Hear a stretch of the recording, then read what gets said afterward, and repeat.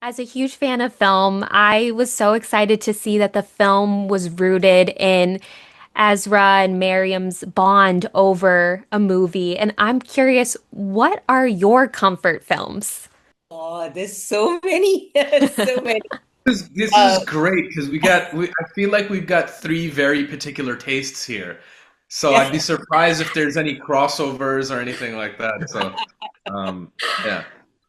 yeah, God. So my 10-year-old, he's discovering cinema these days.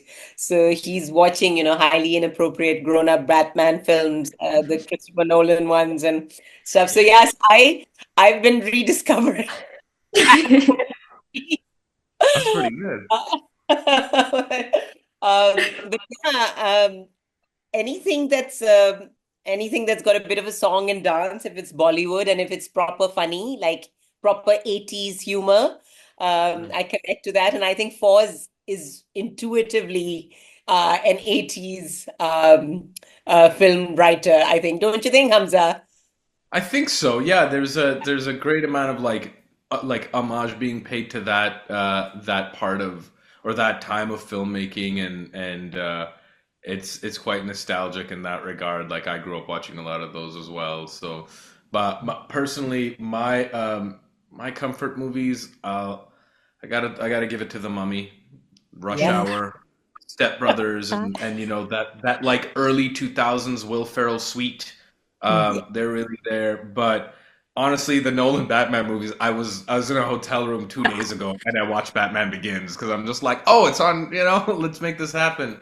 But I've seen The Prestige like 40 times and I watched it on a flight recently and I'm still like discovering new things about this movie. I think it's just so well done. Um, I wouldn't consider it a comfort movie, but I don't know, trying to put my head in that space and be like, what did I miss last time? Even though I know how it ends and I know whatever, but I'm just like, oh, he said that because. So in case you haven't seen Catch the the, movie, yeah. I'm not gonna ruin it for Yeah, anybody. no But spoilers. We talked a little bit about like the 80s. It takes place in 1969, 1989, 1999, and it's very much rooted in all the memories of those times. I'm curious if you have any favorite memories from the making of this film. Yeah, I think so I would have been exactly around Ayana's character's age at that time in the 80s. So for me, it was really like time travel. Just walking into the house in Halifax where we were shooting. It was like, so beautifully designed. It felt like a real home in the 80s. And just being around those clothes, those costumes, just the comfort, like the kitchen stuff, the Pyrex dishes, all of that. It was just really, I think I got to inhabit my childhood, and my mother had a lot of those things. So yeah, amazing. That was for me the part of the shoot that I enjoyed the most as well. I think there was one, I think, moment during shooting when it was lunch, I think, and me and my set teacher, there's stairs that were leading up to the house, and they were long, and we were just sitting there, and then as different people came to walk by, we were like, oh, hey, do you want to sit with us? And I think at the end there was like at least 20 or 30 people sitting and having lunch, and it was, I think, one of my most favorite moments because we were all just kind of like a family, like a community together, and I just remember that so vividly. I love that. um, I got to go back to Pakistan for the first time in almost like 13 years. So for me, it was that there was so much nostalgia rooted there because I remember this one time when we were filming at the theater. Um, we crossed this roundabout and I like there's just these landmarks that I'd remembered from my childhood and there was like a Nando's and a Bundukan and everything like that and we're crossing this thing well okay cool like and I asked my driver I'm just like yo is this Sindhi Muslim Housing Society and he's like yeah that's Sindhi I'm just like do we have time can we just drive up the road over there and I just like knocked on my pupo's door with like my dad's sister and I just like knocked on their door because I'm just like, no, no, no, it wasn't the black gate. And I'm just like, obviously, it's been 13 years. They could have painted the gate, you know? But I knocked on the thing. I'm like, no, it's not this one. It's not this one. It's the next one. And I knocked on it, and an unfamiliar person came out. And I was just like, yo, does so and so live here? And he's just like, oh no, she moved out like 2 years ago. I'm just like, yo, she moved and stuff like that. She's just one street over. This is her address. And I was just like, okay, cool. So I showed up to her house and was like, yo, I'm filming a movie here. Like she knew I was in the country and in the city. But I was just like, I'm filming 15 minutes up the road at lunchtime. I'm gonna come back here and you're gonna cook for me. And she was just like, all right, had a feast prepared for me. Like 3 hours later, and I thought it was just, I'm like, man, this is it was a beautiful thing to get to return to Pakistan and be something other than just like, oh, I'm so and so's son and I'm just being dragged around the city because my dad has to go to like this auntie's house and my mom wants to go to this shop and everything like that. All things I remember very well, and it ends up that like when I finally have that independence to do whatever I want, I'm just like, I want to go to this shop and I want to go to this auntie's house, and I'm doing the exact same things, but like independently, and I actually get to contribute to that experience. It was fun. I won't forget that. That's all great memories. And Hamza, I think you're the only actor in the film that exists in every timeline. And I Right, yeah. love how it kind of leans into that running joke with the film that I think it's called Aradhana. Is that Ooh, very good. okay? Yo, round of applause Was for it good? Amelia. Okay, That was good. spot I'm on. glad. But I was wondering what your process was like to. It leans into the joke in that film that the same actress plays the mother and then also the love interest.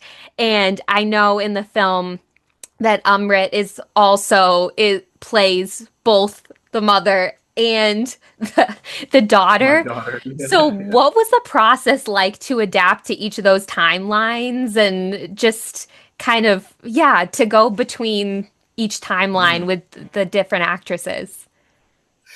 That's funny.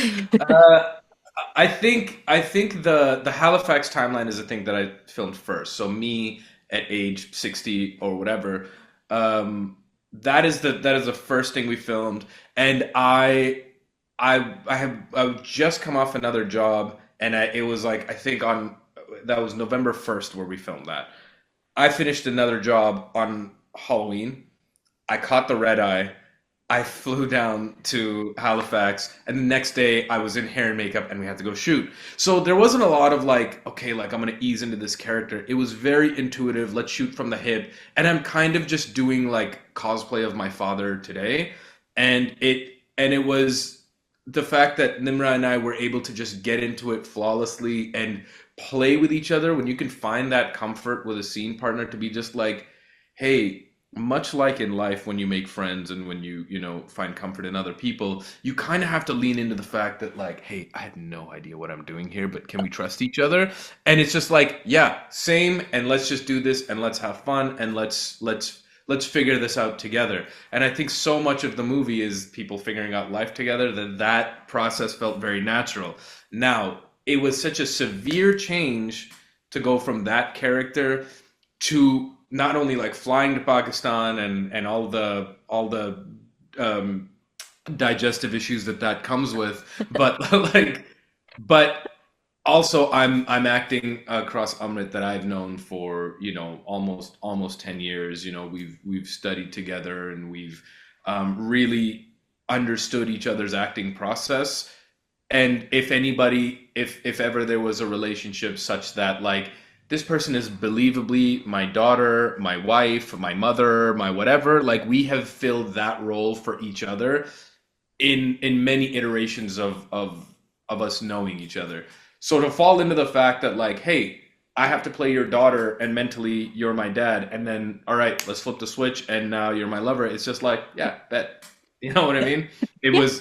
was really easy to play, and there's that. It's so it's such a filmy thing. You know what I mean? It's such a movie thing where you're just like, all right, now this is what's on the page. Now I believe this, and we're just gonna lean into that. We're gonna completely give away to this suspension of disbelief and make it real. And I hope that audiences, and I trust that audiences saw that as well, and were able to resonate with that. It's a reason for why this movie is successful, and it's a reason for why Shakespeare and Aradhana is successful too. This is a, you know, like you said, it's a joke in the movie, but it's really just validation for the process. Oh yeah. And to wrap things up, too, what is the biggest takeaway that you want people to get from the film?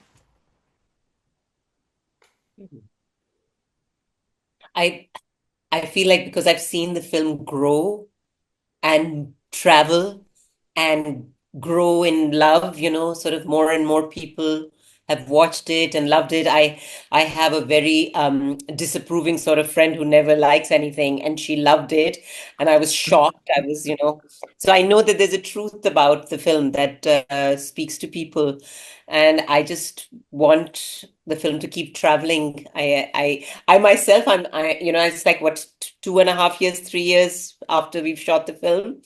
And we're speaking to you about it today. This is what I want for it to always be talked about and remembered. And I think it has the potential to be that film.